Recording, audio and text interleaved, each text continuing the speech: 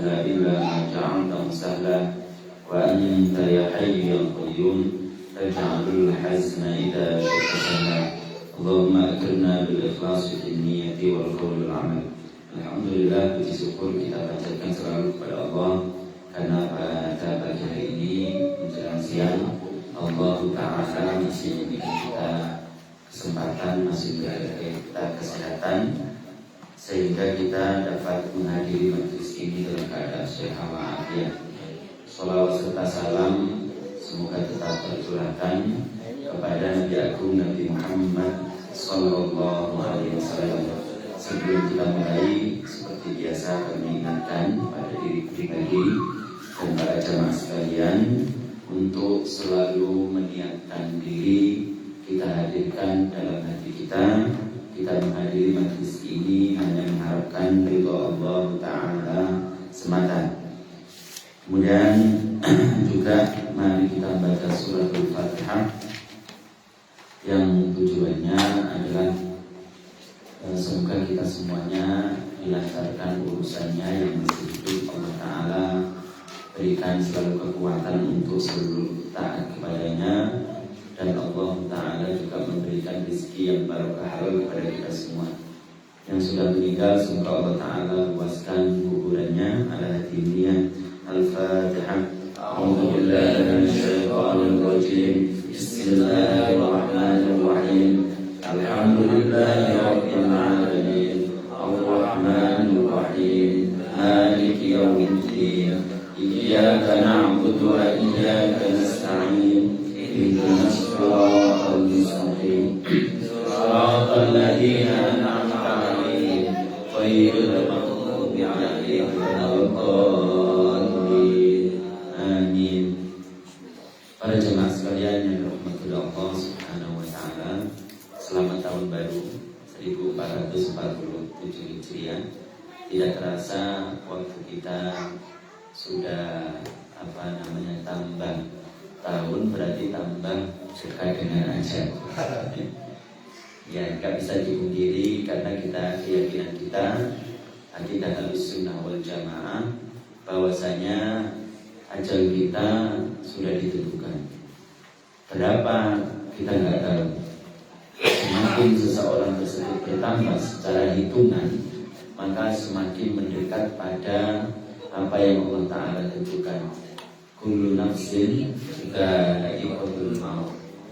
Setiap kita Allah Ta'ala pastikan kepada kita kematian. Maka ini menjadi pengingat kita, menjadi motivasi kita untuk selalu giat mencari bekal untuk kehidupan yang sangat-sangat panjang. Sangat-sangat panjang. Kalau dibandingkan dengan dunia yang paling lama 80 tahun, 90 tahun, maka tentu tidak ada bandingannya. Maka jalan ini yang kita tempuh, yaitu mengaji ikhlas kepada Allah Ta'ala, ini insya Allah menjadi hal yang bermanfaat bagi kita sekalian di kuburan kita, lebih-lebih juga di akhirat nanti. Makanya kita tidak bosan-bosan untuk memberikan motivasi kepada kita. Mari kita giatkan majelis ini, mari kita giatkan apa yang telah diajarkan oleh baginda Nabi Muhammad SAW, supaya ini benar-benar menjadi bekal kita di akhirat nanti. Peristiwa hijrah baginda SAW itu perlu diketahui ada dua peristiwa dalam sejarah Islam.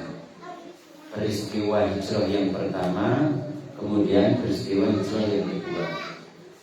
Hijrah yang pertama itu hijrahnya sahabat baginda SAW ke Habasyah. Habasyah itu Ethiopia itu Afrika.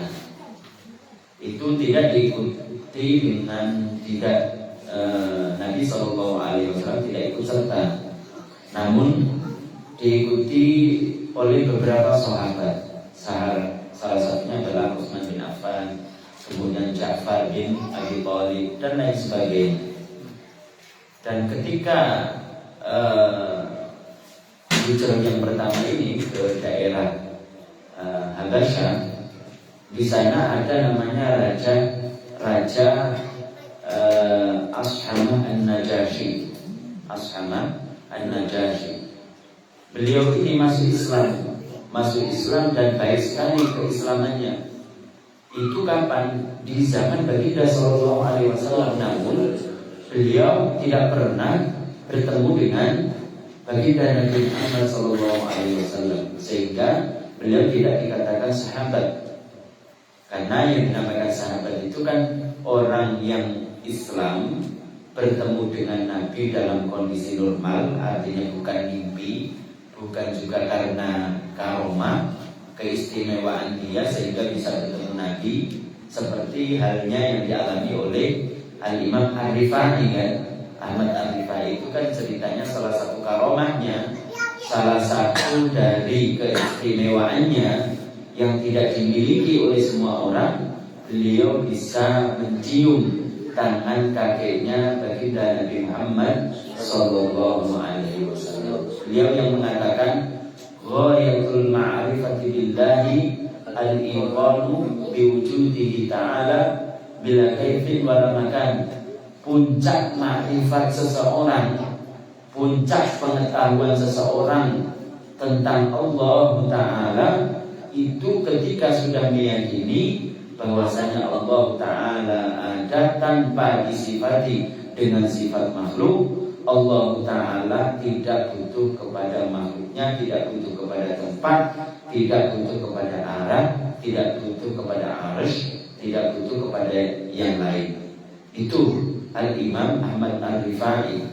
Bukan hal itu yang dinamakan sahabat, karena bertemunya Al-Imam Ahmad Ar-Rifai dengan Baginda Sallallahu Alaihi Wasallam karena karomah.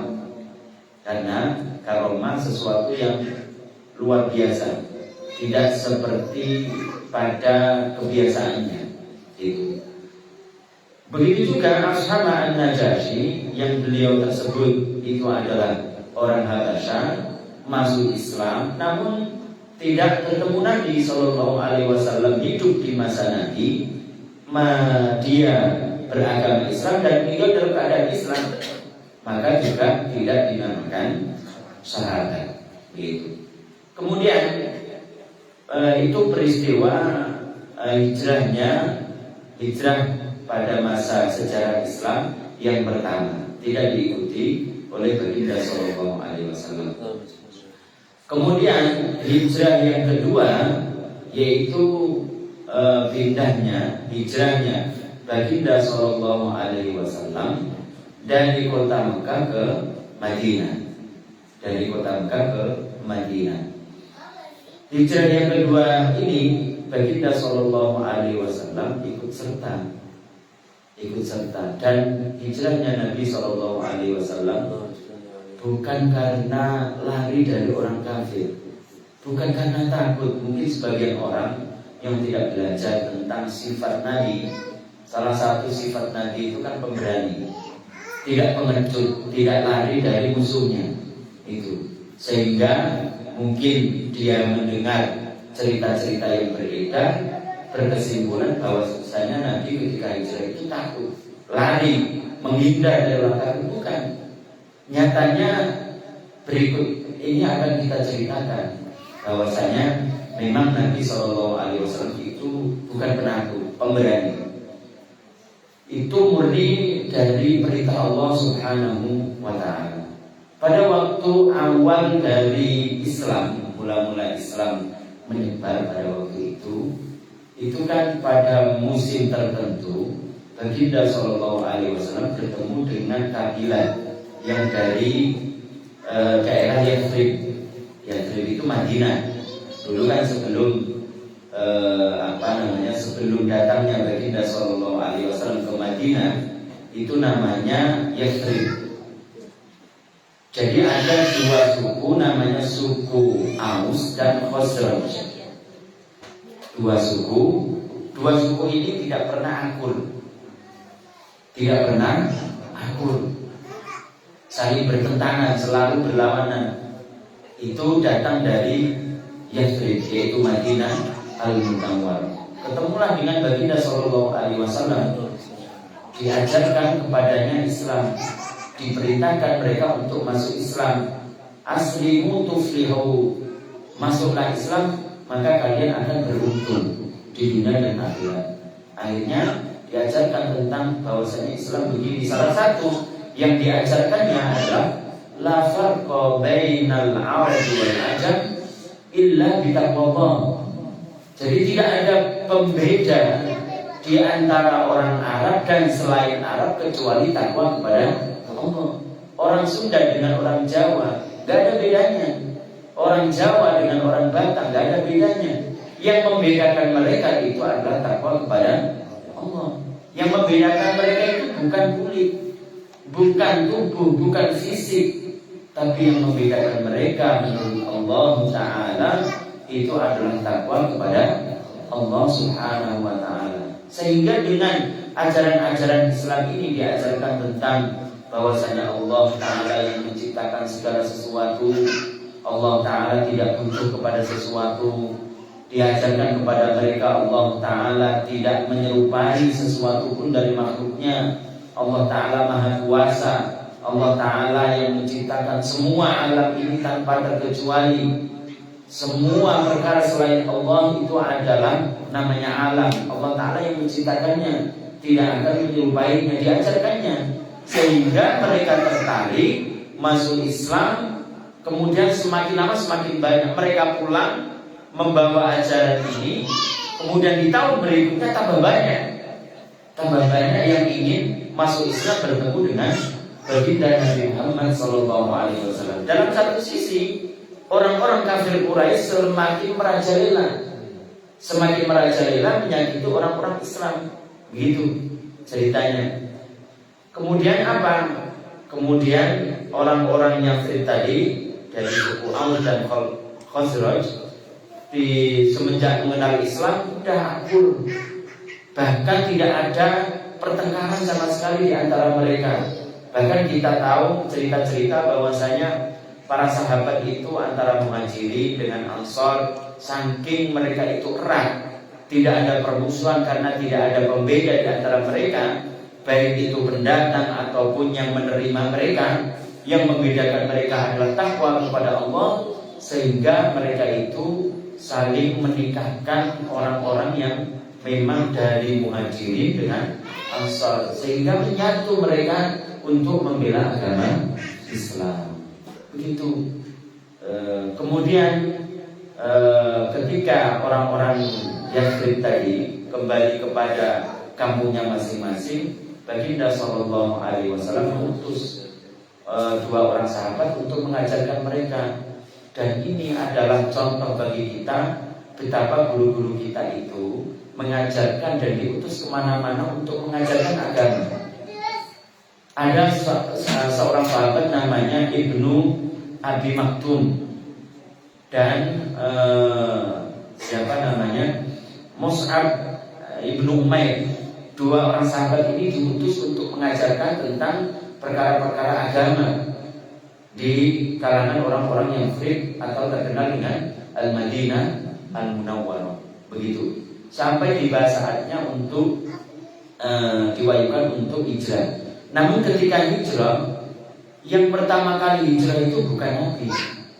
Seandainya dia adalah penakut, niscaya beliau Nabi Muhammad yang duluan akan hijrah, kan begitu. Tapi yang hijrah duluan itu para sahabatnya. Sisa beberapa sahabat saja. Salah satunya adalah sahabat Abu Bakar dan Ali bin Abi Thalib. Baginda Sallallahu Alaihi Wasallam itu tetap di situ karena belum ada izin untuk hijrah. Sehingga pada suatu ketika turunlah perintah untuk hijrah. Sebelum itu Abu Bakar meminta kepada baginda Sallallahu Alaihi Wasallam untuk pamit izin ke Madinah untuk ikut hijrah. Namun kata Nabi Sallallahu Alaihi Wasallam, tunggu sebentar, mungkin ada orang yang bisa menemanimu di perjalanan untuk hijrah ke Madinah. Yang dimaksud dengan teman itu adalah baginda Nabi Muhammad SAW sendiri yang menyertai Abu Bakar. Ketika itu para sahabat itu sudah hijrah duluan. Orang-orang kafir Quraisy itu mengetahui, mereka berusaha untuk membuat siasat supaya baginda Sallallahu Alaihi Wasallam itu terperangkap dan dibunuh. Mereka mengadakan rapat, diketuai oleh Abu Jahal. Kemudian apa? Kemudian mereka rapat, ingin mengadakan siasat apa yang bisa untuk bisa menangkap Nabi, kemudian dibunuhnya. Ada iblis berupa bentuk menjadi manusia ikut rapat. Kemudian dia usulnya begini, gimana kalau kita semuanya mengumpulkan orang-orang yang paling kuat. Kemudian orang-orang yang paling kuat ini dipersenjatai, kemudian disuruh untuk mengepung, mengelilingi rumah Nabi. Akhirnya kata Abu Jahal, ini ide yang bagus, ini cemerlang, gitu. Diterima. Akhirnya semua sepakat untuk mengepung rumahnya Nabi Sallallahu Alaihi Wasallam. Kemudian peristiwa ini diketahui oleh malaikat Jibril, disampaikanlah kepada baginda Nabi Muhammad Sallallahu Alaihi Wasallam, dan diperintahkan ketika itu Nabi Sallallahu Alaihi Wasallam untuk hijrah. Namun sebelum hijrah, Nabi Muhammad Sallallahu Alaihi Wasallam itu memanggil Sayyidina Ali untuk menempati tempatnya di situ, Dan sebelum beliau meninggalkan dirinya, beliau mengatakan berwasiat kepada Ali, ini ada beberapa titipan orang-orang yang menitipkan barang kepada baginda Sallallahu Alaihi Wasallam. Karena Nabi Muhammad itu terpercaya, amin, baik sebelum jadi nabi atau setelahnya. Sampai orang-orang musuhnya pun mempercayai beliau. Sampai orang musuh-musuhnya pun mempercayai beliau menitipkannya. Bahkan orang-orang yang memusuhinya itu juga menitipkan barang-barang kepada baginda Nabi Muhammad Sallallahu Alaihi Wasallam. Coba sampai musuhnya pun menitipkan barang-barang. Saking beliau sangat terpercaya. Begitu. Akhirnya baginda Sallallahu Alaihi Wasallam itu keluar, dan keluarnya itu bukan dari pintu belakang. Seandainya takut dari orang kafir, maka akan menyelinap. Di mana ini supaya tidak ketahuan, kan gitu. Namun dari pintu depan, karena Allah Ta'ala sudah menjaga baginda Sallallahu Alaihi Wasallam.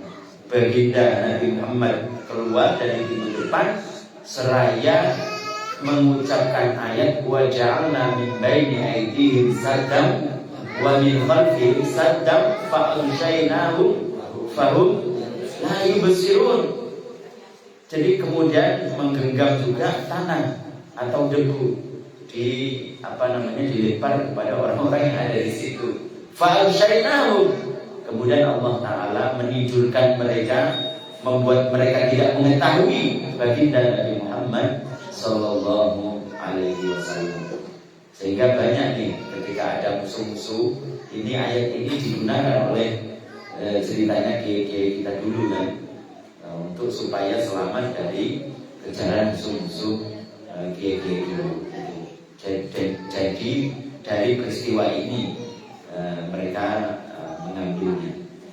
Jadi para jamaah sekalian yang dirahmati Allah Subhanahu wa Ta'ala, peristiwa hijrah baginda Sallallahu Alaihi Wasallam sekali lagi itu bukan karena beliau itu takut, bukan karena beliau itu lari dari orang kafir, namun itu murni perintah Allah Subhanahu wa Ta'ala.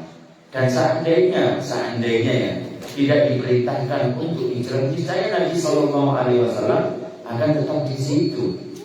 Bukankah baginda Sallallahu Alaihi Wasallam dalam satu cerita dalam perang Uhud, ketika itu kaum muslimin terdesak, banyak para sahabat yang berlindung di belakang baginda Sallallahu Alaihi Wasallam, sehingga muka Nabi Sallallahu Alaihi Wasallam terluka. Itu kan itu pemberani, nggak akan mundur sejengkal pun, berani beliau. Jadi supaya ini menjadi keyakinan bersama bahwasanya para nabi-nabi Allah Subhanahu wa taala itu semuanya pemberani. Jadi ini saya sampaikan karena ini momen kita memperingati tahun baru Islam 1447 Hijriah. Kita lanjutkan. Bismillahirrahmanirrahim. Qala al-mu'allif rahimahullah. Sampai di mana kita? Udah selesai. Ya. Bismillahirrahmanirrahim. Faslun walladhi yubtilus shalat. Itu sudah belum? Udah. Perkara yang membatalkan salat. Hah? Masuk ke terakhir kufur ucapan. Iya, warida berarti udah ya. Jadi kemarin kita sudah menyebutkan perkara-perkara yang membatalkan sholat, yaitu di sini disebutkan ada 11. Yang pertama adalah berbicara yang sengaja. Bicaranya bicara manusia, bukan zikir, bukan bacaan ayat, bukan juga kemarin kita jelaskan bukan juga doa. Itu sesuai dengan keterangan kitab Al-Qaul Jali. Dan juga di dalam kitab Al-Qaul Jali disebutkan bahwasanya pembicaraan manusia tersebut itu membatalkan baik yang keluarnya itu satu huruf asalkan memahamkan, atau dua huruf baik memahamkan atau tidak. Kemudian wal amalul katsir, yaitu perbuatan yang banyak, gerakan yang banyak, gerakan yang selain gerakan sholat. Maksudnya kemarin kita jelaskan ada perbedaan gerakan banyak yang batalkan sholat itu yang bagaimana. Ada yang mengatakan seperti 3 kali langkah yang berturut-turut. Ada yang mengatakan ketika gerakan tersebut itu seukuran dengan 1 rakaat.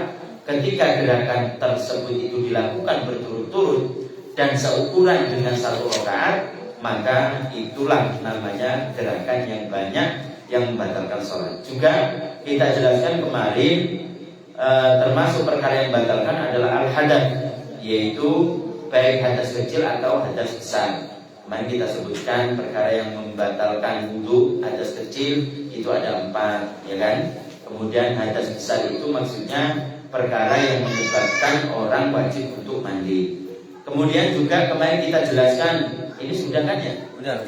Wa hududun najasah, kemudian terkena najis, kecuali kalau dia langsung bisa untuk melemparnya. Jadi najis yang tidak dimaafkan.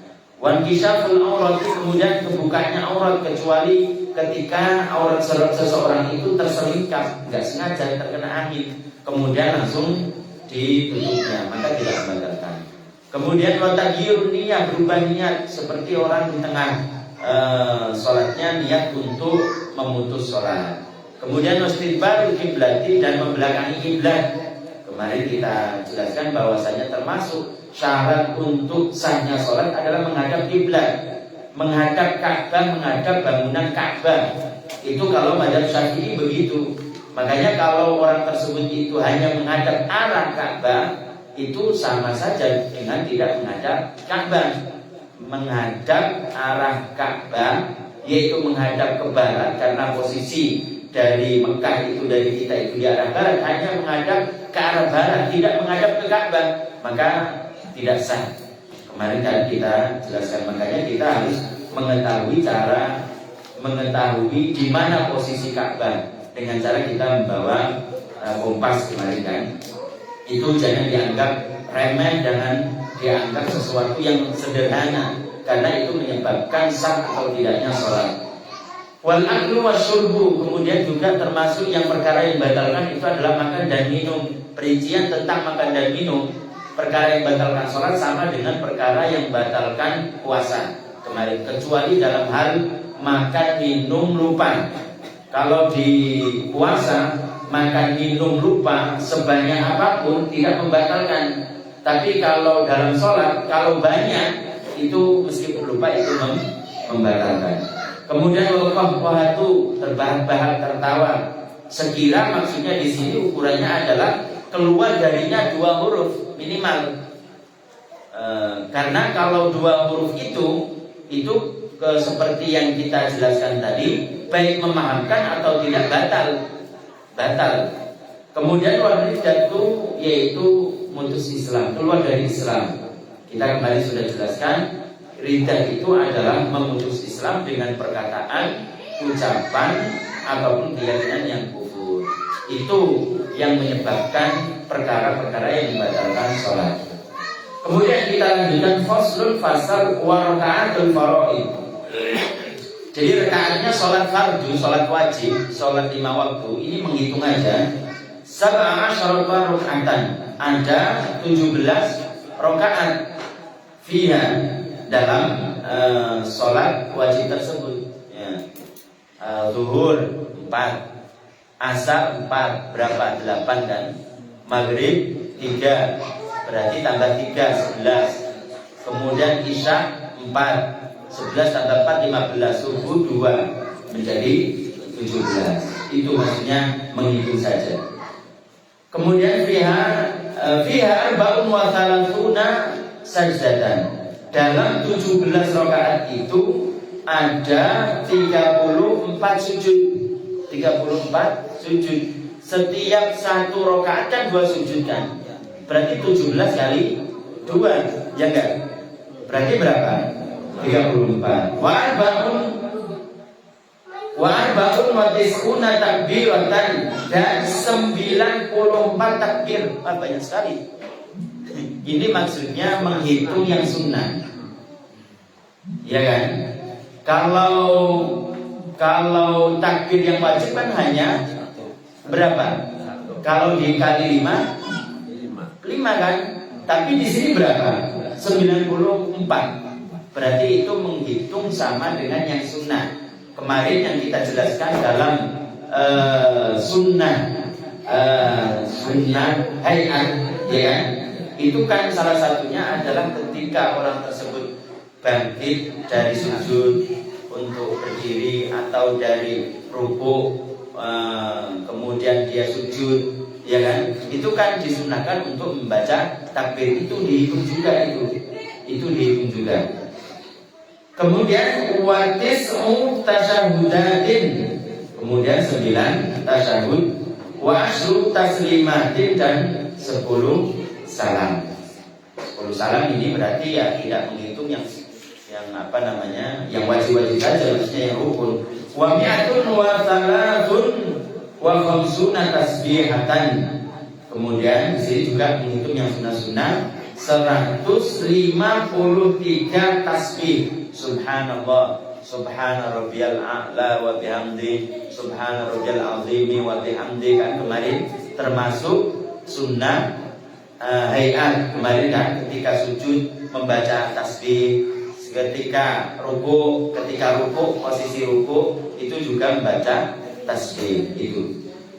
Wa jumlatul arkani fis sholati, jumlah rukun-rukun dalam sholat mi'atun wa sittatun wa ishruna ruknan. Jadi jumlah rukun dalam sholat itu adalah 126 rukun. Fis subhi 30 ruknan, dalam sholat subuh ada 30 rukun sholat itu. Rukun sholat ada berapa kemarin? Ada 17 atau 18 kalau di sini kan disebutkan.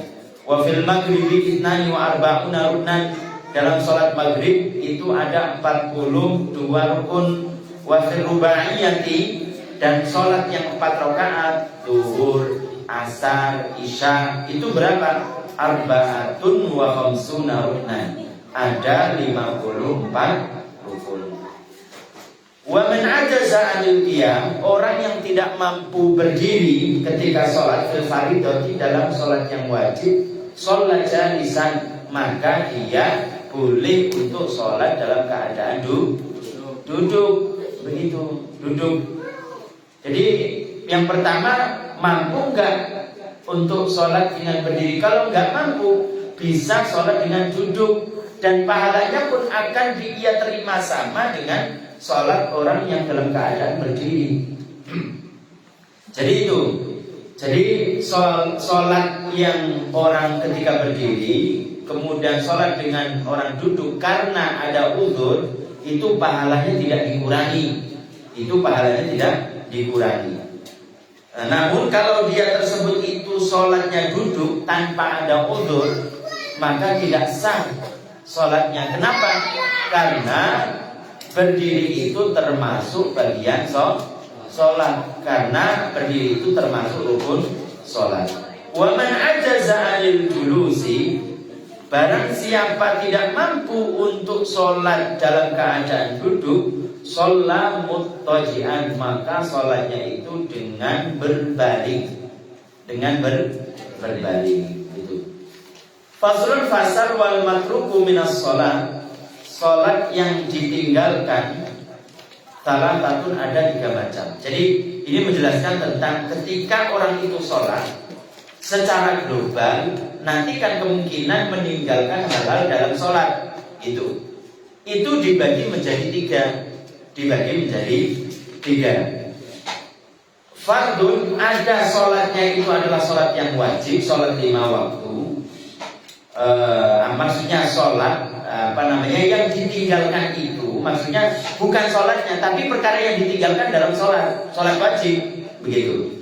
Wasunnatun, ada kalanya sunnah dalam sholat wajib, sholat fardu 5 waktu itu kan ada perkara sunnah, ada perkara rukun, yaitu fardu namanya. Wahayatun dan hayat. Jadi sunnah ini sunnah abad, hayat ini sunnah hayat.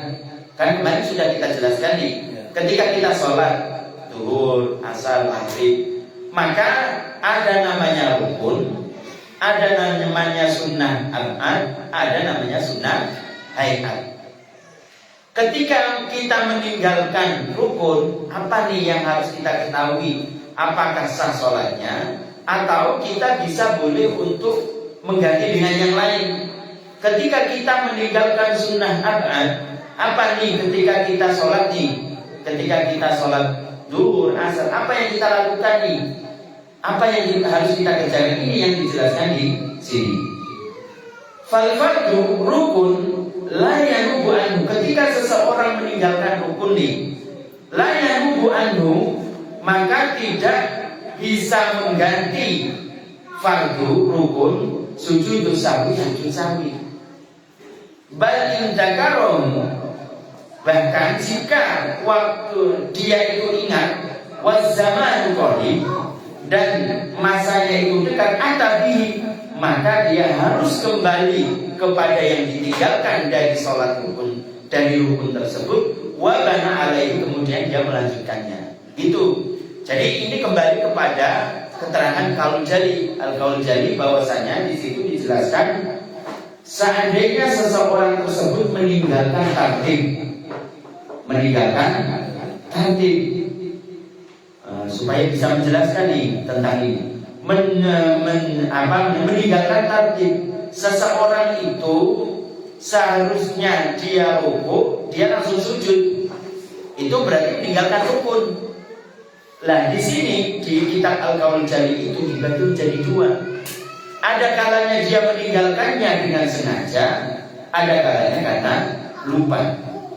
Ada kalanya dia meninggalkannya sengaja, ada kalanya lupa. Dia seharusnya meninggalkan ini, dia seharusnya melakukan rukuk, dia tidak rukuk, langsung sujud, berarti meninggalkan rukun.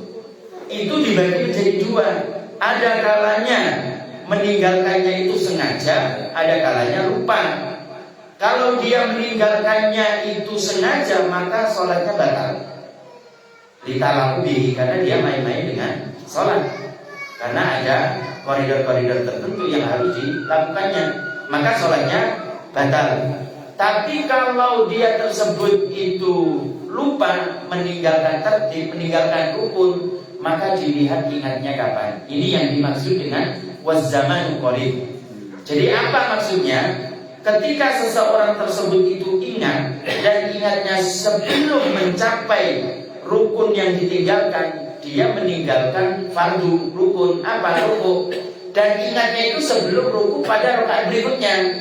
berarti itu namanya zamannya masih qarib, masanya masih dekat, masanya masih dekat. Apa yang ia kerjakan maka dia kembali untuk mengerjakan perkara tersebut. Kemudian habis itu dia meneruskannya. Jadi dia tersebut ingatnya ketika sujud, dia ketika selesai membaca Al-Fatihah, Bismillahirrahmanirrahim sampai ghairil maghdubi alaihim waladdallin, amin. Seharusnya dia ruku, tidak langsung sujud. Langsung sujud. Ketika sujud dia ingat, berarti ini zamannya masih qarib, zamannya masih dekat. Maka apa yang dia lakukan? Dia langsung berdiri lagi. Berdiri, kemudian dia melakukan ruku, kemudian tidak. Itu maksudnya. Kemudian dia meneruskan apa yang belum dia kerjakan. Gitu.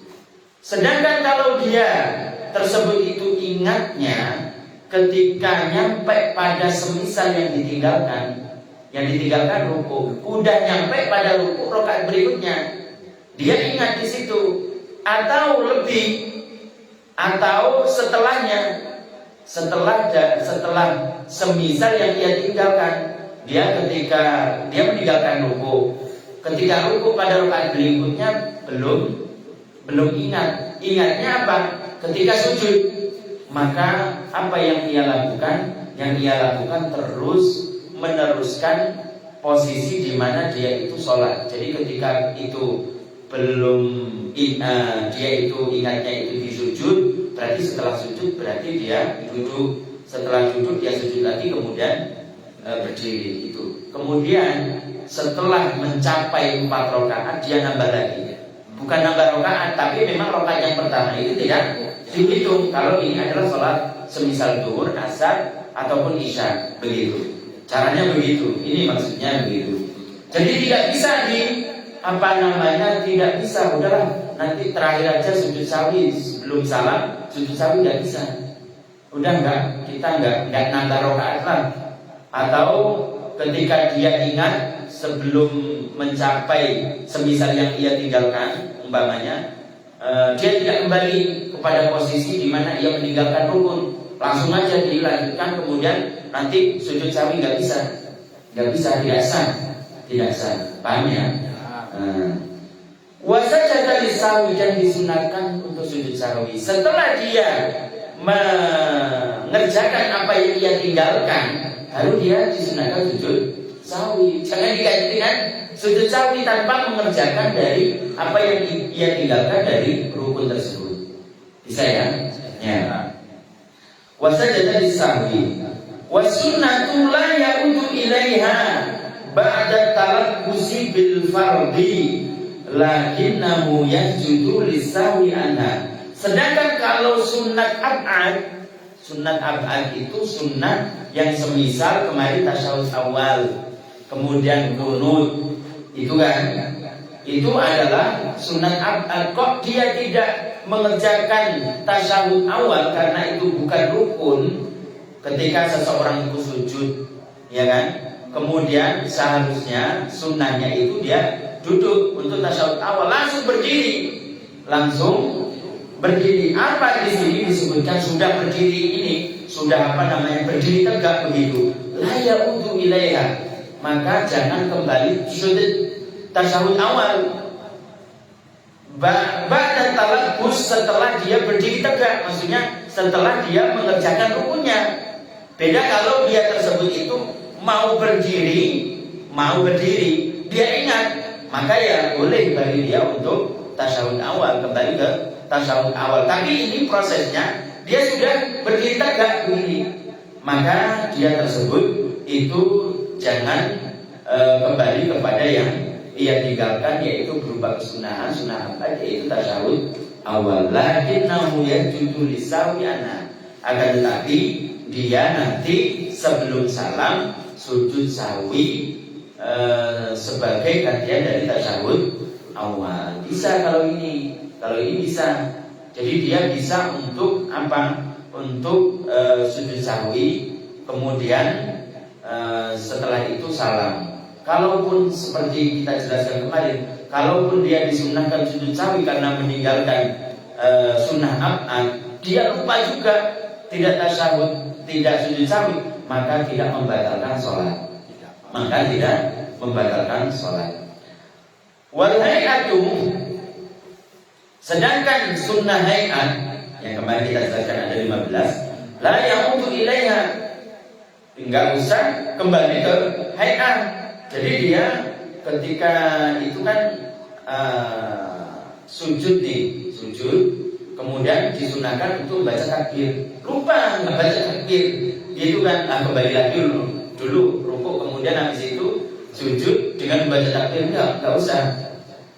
Ba'da tarkiha, setelah ia meninggalkannya, wala yajudu lisahwi, dan tidak usah sujud sahwi dari meninggalkan hayat tersebut. Jadi kalau dia meninggalkan takbir ketika sujud, ketika dia duduk, enggak usah dia itu mengulanginya, mereview lagi, kemudian dia membaca takbir, enggak usah, dan tidak disunahkan juga sujud sahwi. Kemudian wa idza syakka, jika dia ragu orang yang sholat, fi adadi ma atabi, terhadap bilangan yang ia kerjakan, baik minar rakaat, dari rakaat, bana ala yakin, maka dia berpedoman kepada yang diyakini. Wa wal aqal, yaitu yang paling sedikit. Dia ragu apakah dia sudah 4 rakaat atau 3 rakaat. Yang dia ragui kan 4. Yang yakin itu adalah yang sedikit, yaitu 3. Maka dia mengambil yang sedikit, yaitu 3. Wa sajada lisahwi, dan dia disunahkan untuk sujud sahwi. Wa sujud sahwi sunnatun sunnah, wa mahalluhu, tempatnya qabla salami, sebelum salam. Ya. Kemudian faslun, fasal, wa khamsatu awqatin, ada 5 waktu, la yusalla fiha, tidak bisa sholat pada waktu tersebut. Bahkan sebagian ulama mengatakan haram. Illa sholatun, kecuali sholat, laha sababun, yang mempunyai sabab, sababnya tersebut itu didahulukan, ya kan, ataupun berbarengan, yang diperbolehkan. Ba'da sholat subuh, yang pertama setelah sholat subuh. Setelah dia sholat subuh, maka tidak diperbolehkan dia untuk sholat sunnah.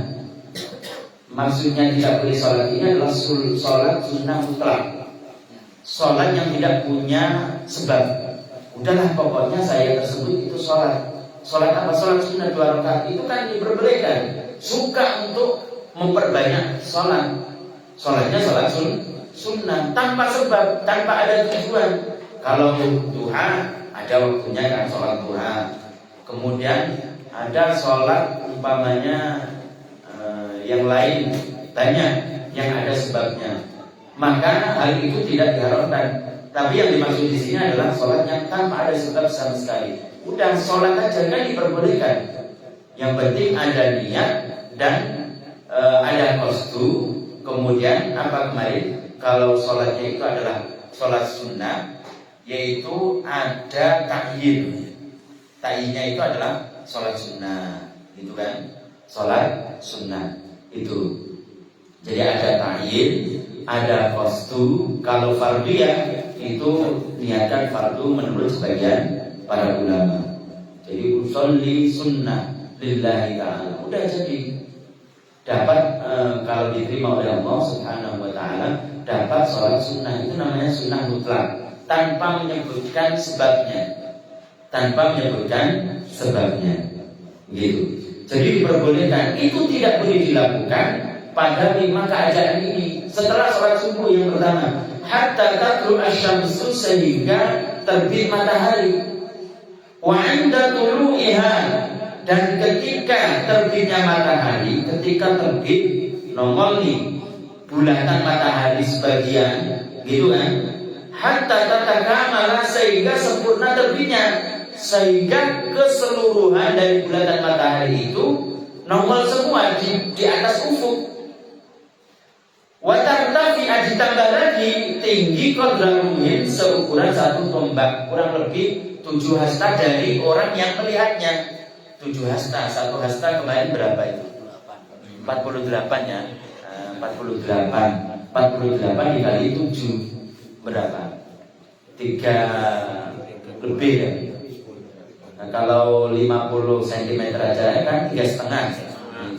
Jadi kurang lebih seperti itu dari pandangan orang yang melihatnya. Jadi baru di situ diperbolehkan untuk sholat. Wa idza stawat dan berikutnya adalah ketika waktu istiwa, ketika matahari itu ada di tengah, menandakan waktu istiwa, kan itu belum masuk waktu zuhur kan itu. Hatta tazula, sehingga matahari itu bergeser sehingga masuk waktu zuhur, maka diperbolehkan, tidak haram sholat sunnah mutlak. Wa ba'da sholatil asri, dan setelah sholat asar, setelah dia sholat asar, hatta taghruba syamsu, tidak boleh sholat sunnah mutlak sehingga matahari tenggelam. Wa indal ghurubi, dan ketika tenggelam, jadi baru ini tenggelam sebagian, gitu kan, bulatannya itu tenggelam sebagian, tidak boleh sholat sunnah mutlak hatta yatakamala ghurubuha, sampai sempurna tenggelamnya. Ini, jadi meskipun suka sholat sunnah, ada aturannya, tidak sembarangan setiap waktu dibuat untuk sholat sunnah, kecuali kalau ada sebab. Sebabnya apa? Qadha sholat zuhur beberapa kali gak sholat nih. Ketika itu setelah sholat subuh boleh bagi dia untuk sholat, karena ada sebab, yaitu apalagi qadha itu ya nggak mengenal waktu. Kalau qadha nggak mengenal waktu, jadi ini tidak berlaku bagi sholat yang ketika itu ada sebab. Salah satunya adalah ketika qadha. Kemudian fasal wa sholatul jamaati, sholat jamaah sunnatun muakkadatun, sunnah muakkad menurut kitab ini. Kalau yang di Qaul-Jari apa? Wajib kifayah. Jadi kalau menurut Qaul-Jari itu wajib kifayah. Wa 'alal ma'mumi an yanwiyal imama, dan bagi makmum itu supaya niat bermakmum dunal imam, bukan imam. Jadi wajib bagi makmum supaya sah sholatnya itu harus dia jadi makmum. Kalau imam bagaimana? Selama itu sholatnya itu adalah sholat yang tidak wajib berjamaah, maka disunnahkan bagi imam. Kalau sholatnya itu wajib berjamaah, maka wajib bagi imam, karena syarat rukunnya syaratnya itu harus dia berjamaah. Mungkin kemarin sudah dijelaskan kan, sholat-sholat yang wajib berjamaah itu adalah sholat Jumat, sholat mu'adzan, iya kan, sholat manzurah, sholat-sholat yang dinadarkan untuk berjamaah. Itu adalah sholat-sholat yang wajib untuk berjamaah, maka wajib juga bagi imam untuk dia jadi imam. Tapi kalau sholat 5 waktu, maka imam tidak wajib untuk dia jadi imam, gitu. Wa yajuzu ayyatammal hurru, dan boleh bermakmumnya orang yang merdeka bil abdi, dengan seorang hamba sahaya. Jadi boleh. Wal baligu, orang yang balik, bil murahibi, dengan orang yang mendekati balik. Orang yang anak yang mendekati balik itu jadi imam boleh bagi dia, sudah tamiz, sudah mandiri di dalam makan, minum dan beristinja. Wala tasihhu qudwatu rajulin bimra'atin, maka tidak sah bermakmumnya seorang laki-laki dengan perempuan, meskipun perempuannya itu faqih, kemudian laki-lakinya itu tidak belajar, nggak boleh. Wala qari'in bi ummi, dan tidak sah bermakmumnya orang yang mengeluarkan bacaan Al-Fatihah dengan benar, yaitu makharijul hurufnya benar, kemudian panjang pendeknya minimal matlobi benar, kemudian tasdidnya juga benar, dilengkapi, kemudian juga i'rabnya benar. Maka 4 ini orang yang bisa melakukannya kok bermakmum kepada salah seorang yang salah satu dari 4 ini tidak terpenuhi, maka tidak sah. Maka tidak sah. Tidak sah. Jadi itu umi maksudnya. Ya. Sampai di sini aja ya pertemuan kita. Semoga bermanfaat bagi kita sekalian. Jadi meskipun mungkin kelihatannya nggak terlalu terperinci, tapi yang kemarin kita bahas dalam kitab Al-Qaul Jali itu terperinci. Makanya kita kalau belajar kitab Al-Qaul Jali itu seakan-akan kita belajar kitab besar. Iya enggak? Iya. Makanya dibutuhkan untuk sering murojaah. Yang mungkin itu yang bisa saya sampaikan. Saya akhiri, wassalamualaikum warahmatullahi wabarakatuh. Waalaikumsalam warahmatullahi wabarakatuh. Bahkan bagi teman-teman yang ingin menanyakan yang terkait dengan pelajaran yang barusan diterangkan, tadi